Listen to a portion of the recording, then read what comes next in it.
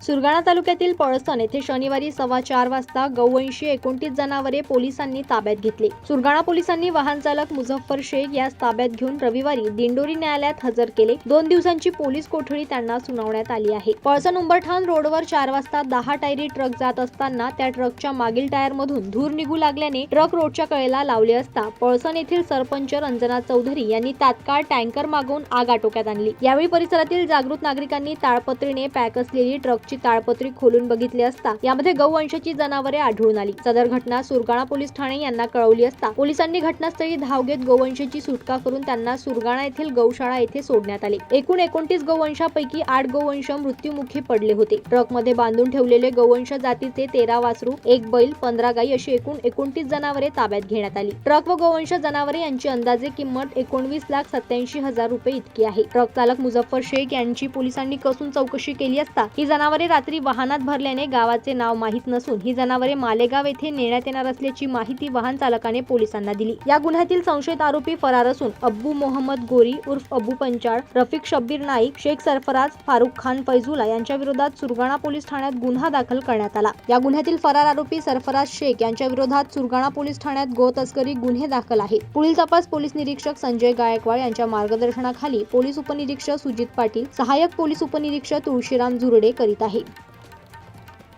Laxman Bagul, Janmat live news, Borgaon.